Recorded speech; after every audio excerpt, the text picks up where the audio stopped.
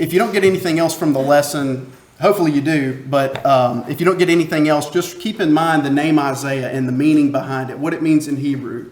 Yahweh is salvation, or salvation is of the Lord. That pretty much, in a nutshell, is the message that Isaiah is trying to get across to the people.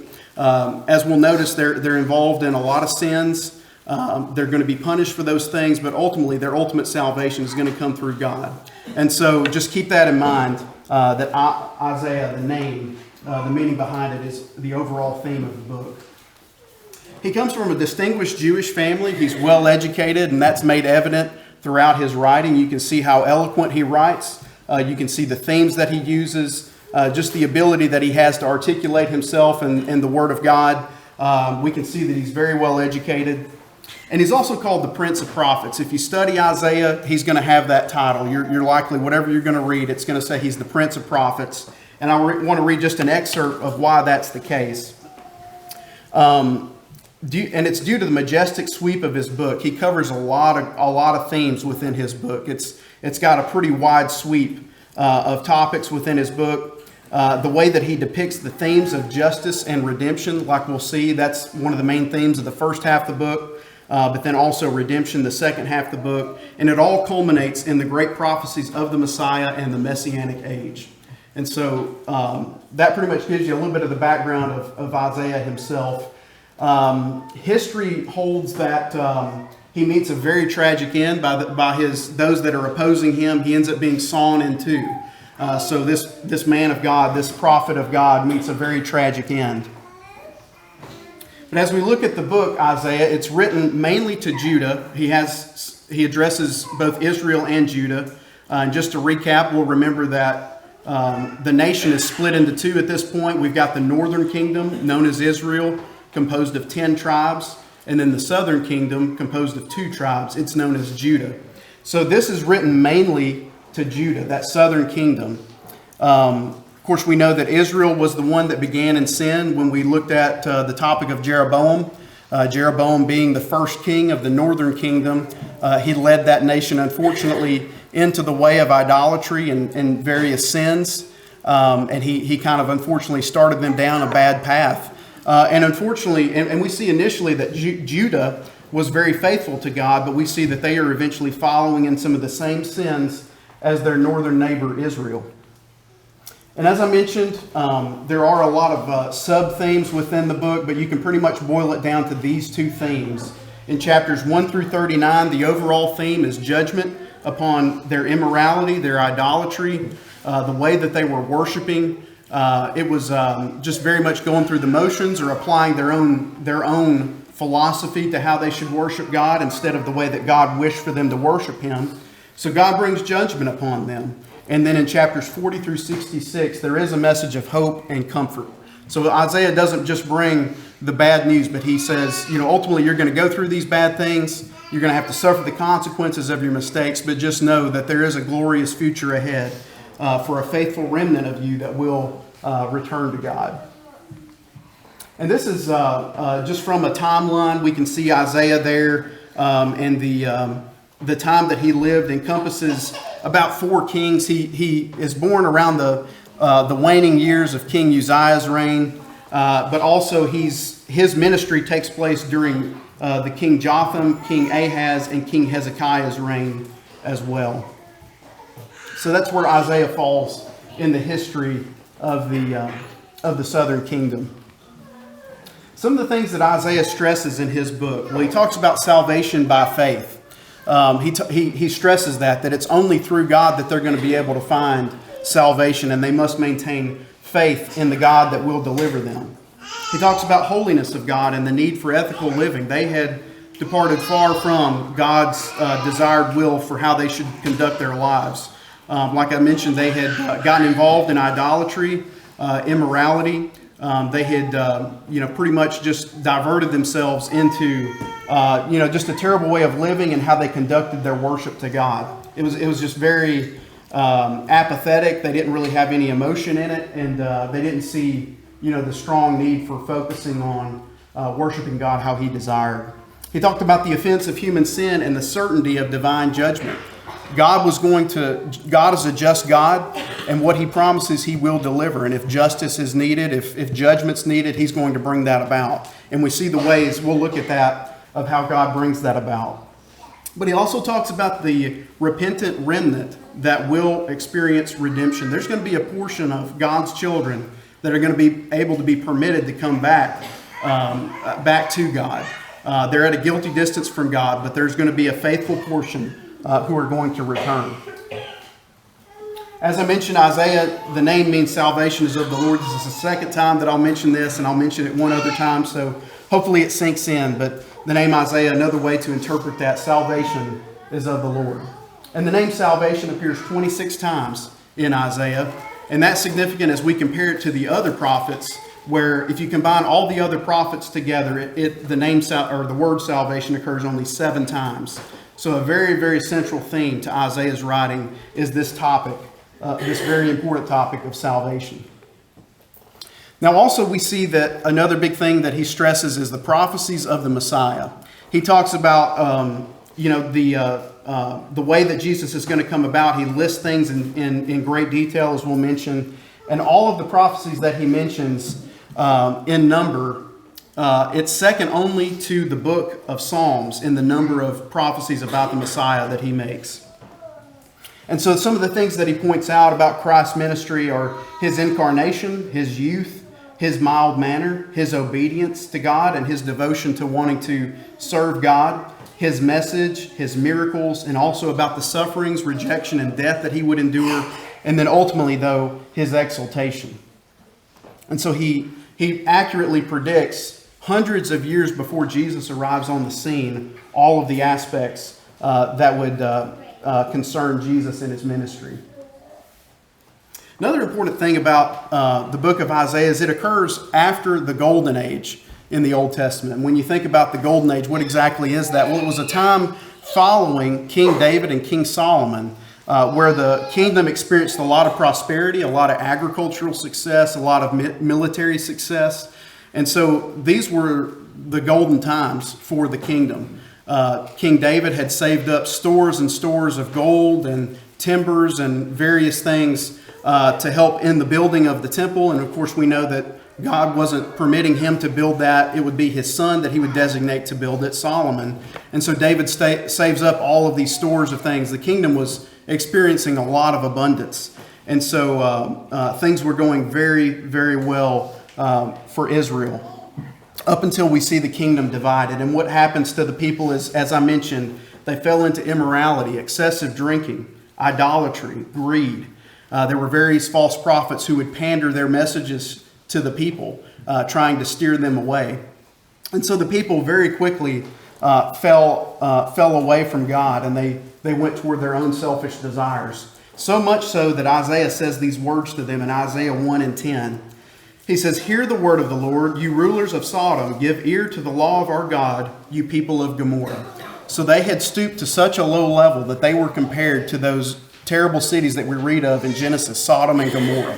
That's the extent to which their sins are considered, especially egregious in the eyes of God. And this reminds me of, I've included this before, but the cycle of history. This comes from another book, but I think it overall proves pretty well true as we reflect on a lot of the great kingdoms of the past, and as we reflect even perhaps in our own situation personally. But looking at the top left, strong people create good times. When times are good, like under the reign of King David and King Solomon, times were good, but ultimately what that led to, and they were strong leaders, they created good times, but what we see happens after that is good times create weak people. This was a time when after they experienced this abundance, things were going well. We see the people become weak in their service to God.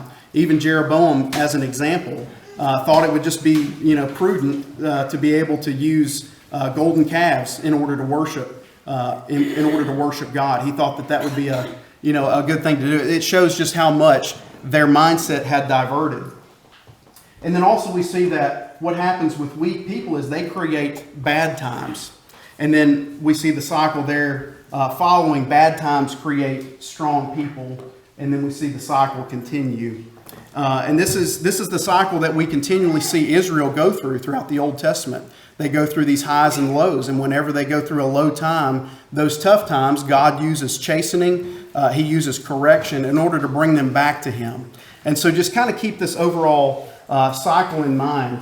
And I also kind of reflect on it too, and, with the times that we're in here at Chapel Grove. I mentioned this before, but I think it's worth stressing it, at least, even for myself to fully recognize that, the prosperity we're experiencing here at Chapel Grove spiritually, and just the growth in numbers and how great things are going, having established leadership in place with elders, and now we've got a deacon. And so reflecting on this, it's very easy for us to get complacent and to allow these good times to cause us to be a little bit weaker, to maybe not be doing our part, or not be striving for all that we can, maybe even in our daily study. So just a caution to everyone, also especially to myself, to make sure that these good times don't cause us to become overall a weak people. We want to maintain these good times and to build on them and make them our new foundation to continue to accomplish great things for God.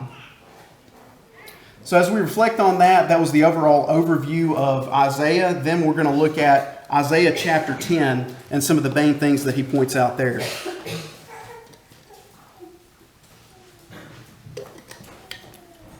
So we see in the Old Testament, Assyria, the kingdom, the empire, takes a pretty central theme because they have conquered Israel, the northern kingdom.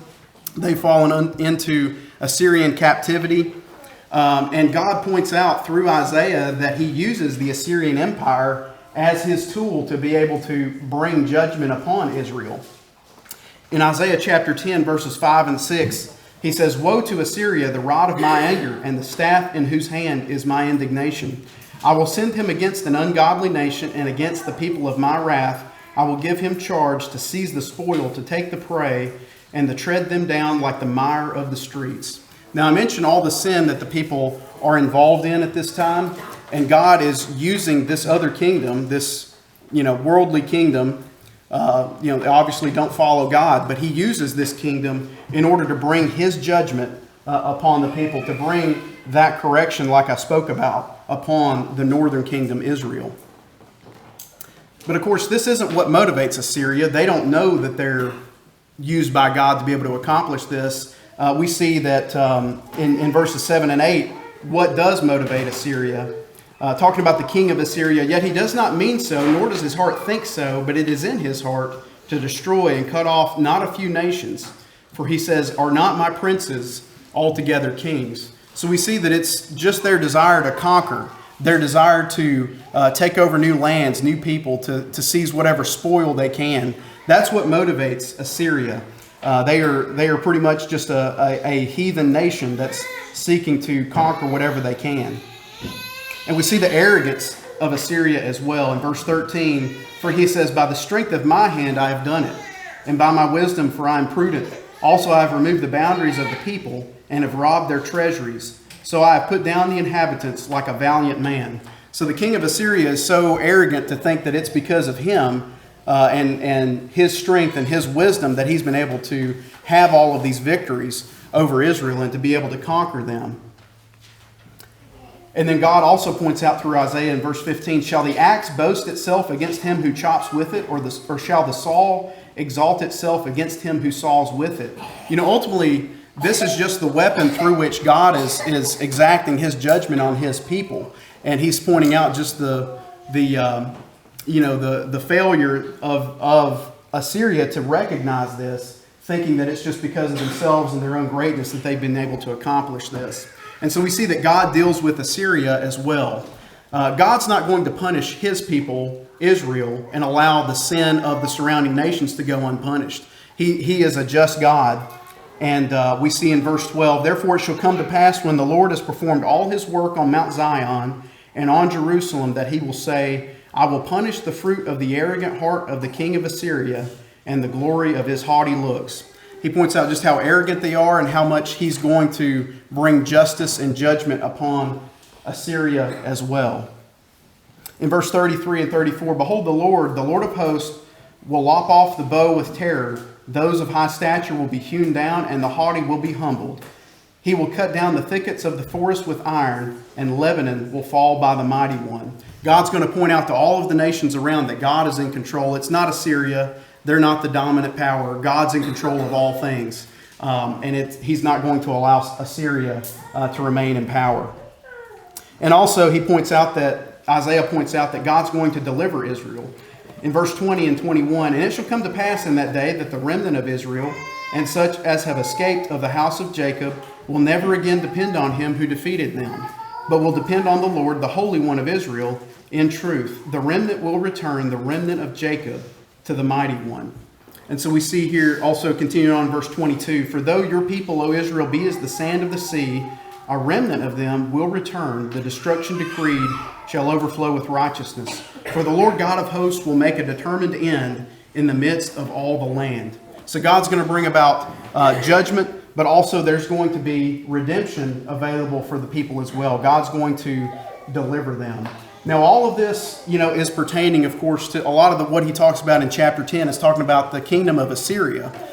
But Isaiah points out to Judah, the southern kingdom, I know your focus is on Assyria, but you don't need to worry about them because you're going to be conquered by a different kingdom. And he points out that kingdom is going to be Babylon. Isaiah 39, verses 5 and 6. This is skipping way ahead, of course, in the book of Isaiah, but just to make this extra point. Then Isaiah said to Hezekiah, hear the word of the Lord of hosts. Behold, the days are coming when all that is in your house and what your fathers have accumulated until this day shall be carried to Babylon. Nothing shall be left, says the Lord. So Isaiah is pointing out Babylon is going to be the one that conquers you. Now, the interesting thing about Babylon is it was merely, at this time that Isaiah is speaking to the people, it was merely just a small province of the Assyrian kingdom. So Babylon wasn't even the global power that it was about to become. And we see that Isaiah just accurately predicts these things way in advance of when they're going to happen, and seem like very bold claims to people who maybe some of them haven't even heard of Babylon at this time. But Babylon's going to be the one that takes Judah, the southern kingdom, into captivity. But Isaiah also predicts the avenue through which they're going to be able to have deliverance from captivity. Isaiah 44 and 28, who says of Cyrus, he is my shepherd, and he shall perform all my pleasure, saying to Jerusalem, you shall be built, and to the temple your foundation shall be laid. And so he's predicting several years in advance what's going to happen with King Cyrus. Now, the incredible thing about this prophecy is that at this time, Jerusalem is still standing and the temple is still standing. The city had not even been besieged yet, but he's saying the city's going to be rebuilt and the temple's going to be rebuilt. And so this may have, caused a little bit of confusion among the people, but it's just because Isaiah is making these prophecies about events that are still to come and what's going to happen to Jerusalem. And another incredible thing is he named Cyrus by name, but Cyrus hadn't even been born yet. It was still 200 years before Cyrus would come on the scene. And so this is an incredible prophecy as we think about, the name Cyrus not even being talked about or thought about. And here we see Isaiah accurately predicting not just, which kingdom is going to deliver them or that a certain king would, but he names them by name. So pretty incredible. So that covers Isaiah chapter 10 and a lot of the major themes within it. And I want us to turn to Isaiah chapter 11. It's a pretty short chapter, and we won't even be reading all of it, but I would like to, and I didn't include this in my notes, but I would like to read Isaiah chapter 11, verses 1 through 12.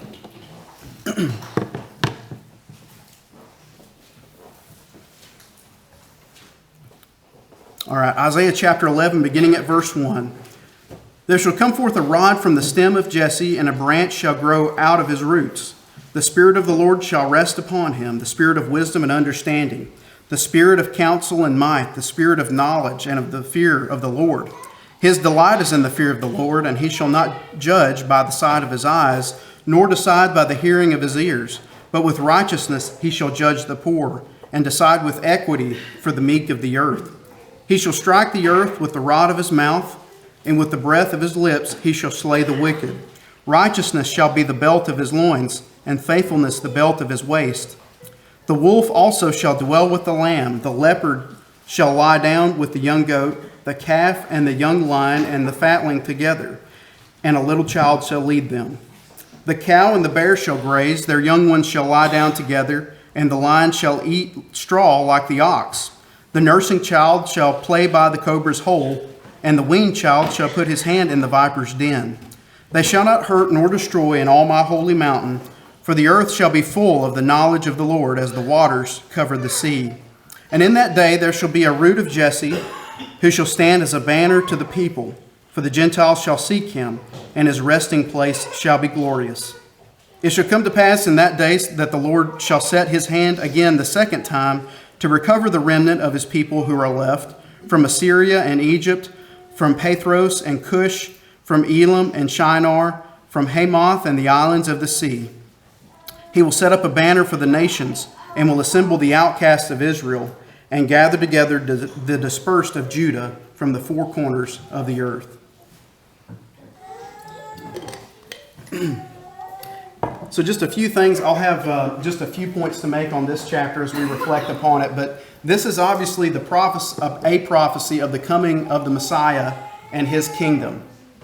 And some of the things that are pointed out in the first 5 verses, we see that he's going to be a descendant of David. It says he comes from the line of Jesse. And so we see that fulfilled in Matthew chapter 1, verse 1. Then we also see that he's going to be filled with the Holy Spirit. We see that fulfilled in Matthew 3, verse 16. And we also see that he's going to be a merciful and righteous judge of mankind. And that's referenced in Revelations chapter 19 and 11. So all of these prophecies about the coming Messiah, about his kingdom, we see play out in the New Testament.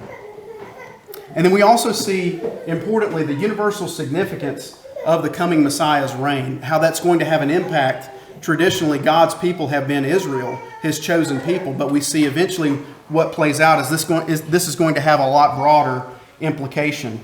In verses 6 through 9, what might initially look a little bit puzzling when it talks about various animals that you don't honestly think about being best friends, but it says that they will gather together. The wolf shall be with the lamb, the leopard shall lie down with the young goat.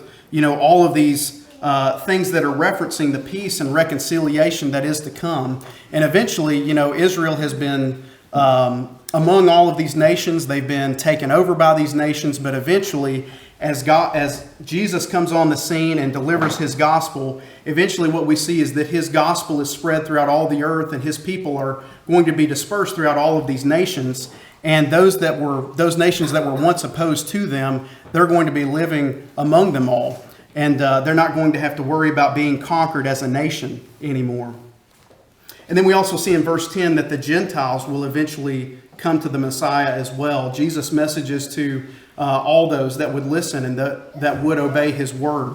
And so this would be a universal gospel given to all those, Jew and Gentile alike. And then we also see reference there, the faithful remnant of Israel that would be gathered. And we also see, if we were to look at some of the prophets to come, and we'll be talking about that as well, the actual group of the children of Israel who will come back to Jerusalem. Haggai is one of those prophets that will talk to them. That his book, just 2 chapters long, but it talks about the people who are coming back for the purpose of rebuilding the temple of God that would soon be destroyed, and just the importance of that. And so there is going to be a faithful remnant that are going to be permitted to come back.